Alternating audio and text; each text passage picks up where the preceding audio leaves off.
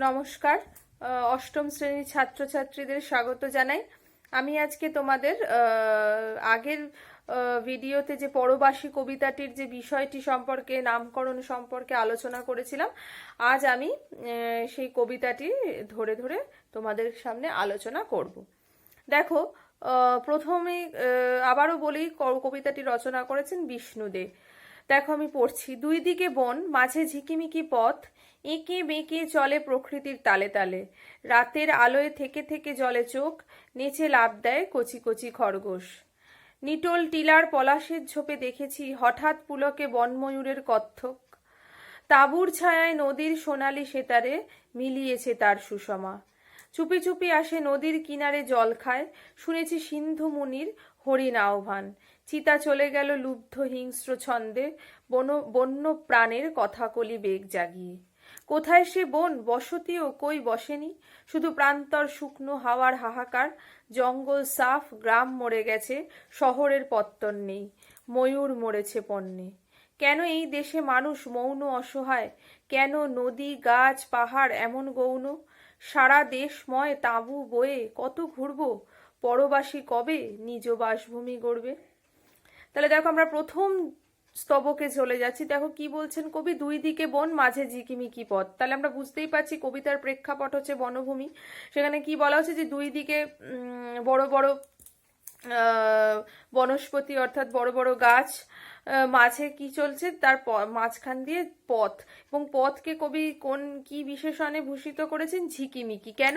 যেহেতু সূর্যের আলো বনভূমিতে প্রচুর বৃক্ষ রয়েছে, সেই বৃক্ষের কিশলয়ের ফাঁক দিয়ে যখন সেই আলো প্রবেশ করছে এবং বাতাসে বাতাসে দোদুল্যমান পাতা কিশলয়ের ফলে সূর্যের যে রশ্মি তা কিন্তু ঝিকিমিকি, অর্থাৎ আলো আধারী একটা পরিবেশের সৃষ্টি করছে, এবং পথও সেই কারণে ঝিকিমিকি বলে কবির মনে হয়েছে। এঁকে বেঁকে চলে প্রকৃতির তালে তালে। তাহলে কি বলছেন কবি, যে এই পথ প্রকৃতির তালে তালে, প্রকৃতির সঙ্গে যেন তাল মিলিয়ে এঁকে বেঁকে চলছে। মানে কি, ধরো যে পথ দিয়ে আনাগোনা হয়, হয়তো পশুরা যে পথ দিয়ে চলাচল করে বা মানুষ যে পথ দিয়ে চলাচল করে, সেই পথে হয়তো আর গাছপালা জন্মাতে পারেনি, ঠিক আছে, এবং বা সেই যেভাবে প্রকৃতি হয়তো যেখানে গাছ উঠে গেছে বা গাছ জন্মিয়েছে, সেই পথ তো রুদ্ধ হয়ে গেছে, ফলে সেই পথ দিয়ে কিন্তু আর যাতায়াত করা যাচ্ছে না। তো প্রকৃতি যেখানে যেখানে গাছপালা যেভাবে জন্মেছে, মানুষ তার পাশ দিয়ে বা জীব জন্তুরাও কিন্তু তার পাশ দিয়ে নিজেদের মতন পথ তৈরি করে নিয়েছে। অর্থাৎ প্রকৃতি যেভাবে মানে নিজের মতো করে বনভূমিকে সাজিয়ে তুলেছে, সেই অনুযায়ী কিন্তু পথ এঁকে বেঁকে চলেছে। অর্থাৎ বনভূমিতে দেখবে কখনো সোজা রাস্তা পাবে না, কেননা যেদিকেই গাছপালা উঠেছে সেখানে পথ রুদ্ধ হয়ে গেছে, ফলে পথও কিন্তু কি হয়ে গেছে, বেঁকে গেছে এদিক ওদিক। সেই কারণেই কবি বলছেন কি, যে এঁকে বেঁকে চলে প্রকৃতির তালে তালে।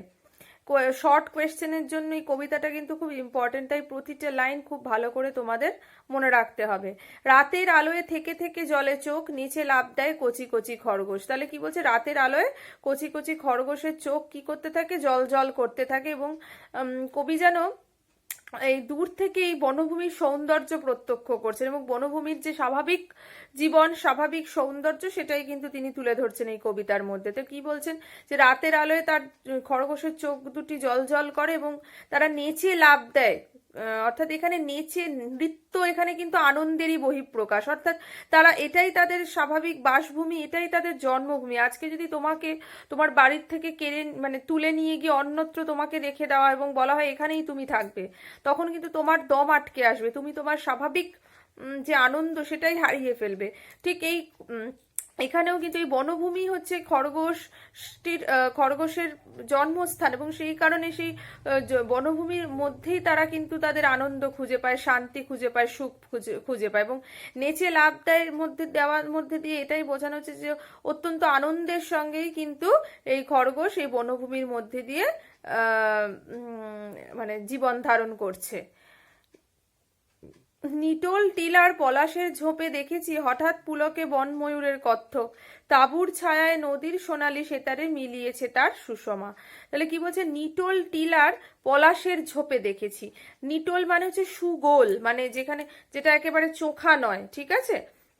গোল টিলা, টিলা মানে হচ্ছে ছোট ছোট পাহাড়, ঠিক আছে, যেগুলো যেগুলো ঢিপির মতন দেখতে অনেকটা, ঠিক আছে। তো সেই নিটোল টিলার পাশে অবস্থিত যে পলাশ, সেই পলাশের ঝোপে যেন কবি দেখতে পেয়েছেন কি, হঠাৎ পুলকে, হঠাৎ মানে হঠাৎ খুব আনন্দে, হ্যাঁ, পুলক মানে আনন্দ, পুলকে বনময়ূরের কত্থক। আচ্ছা, কত্থক হচ্ছে একটি ধ্রুপদী নৃত্য শৈলী। ধ্রুপদী মানে ক্লাসিক্যাল ডান্স ফর্ম, মূলত বেনারস, লখনৌ, জয়পুর এই সমস্ত অঞ্চলে এই নৃত্য কিন্তু প্রচলিত।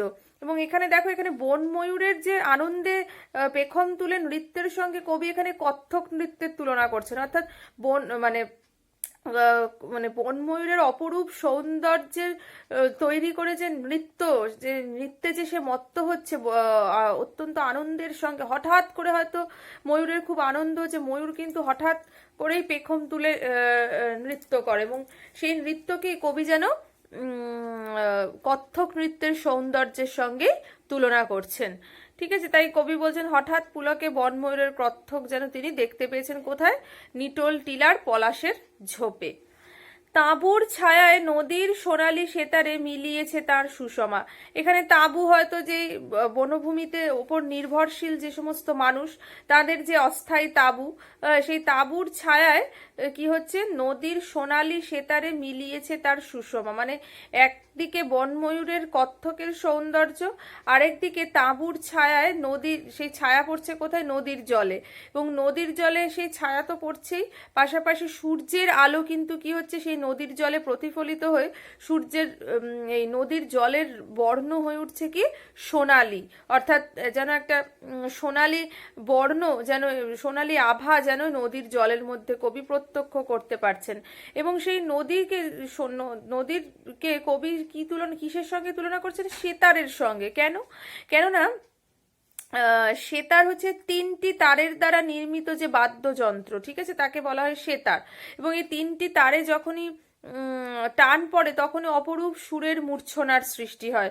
এবং এখানেও কবি কিন্তু সেটাই বলতে চাইছেন যে এই সোনালী, এই কি বলে, নদীর জল যখন বয়ে চলে, কোনো খরস্রোতা নদীর জল যখন প্রচণ্ড স্রোতের সঙ্গে বয়ে চলে, তখন একটা তার তরঙ্গে একটা অদ্ভুত সুন্দর শব্দের সৃষ্টি হয়, ঠিক আছে। এবং তাকেই কবি যেন এখানে সেতারের 7 সুরের সঙ্গে তুলনা করছেন, অর্থাৎ নদীর জল একাধারে সোনালী, এবং তার যে নদীর স্রোতের যে শব্দ, তা কিন্তু সেতারের সঙ্গে এখানে তুলনা করছেন কবি। অর্থাৎ এখানে নদীর জলকে সোনালী বলা হয়েছে কেন, সূর্যের আলো প্রতিফলিত হচ্ছে, এবং তাঁবুর ছায়ায় সেই সূর্যের আলো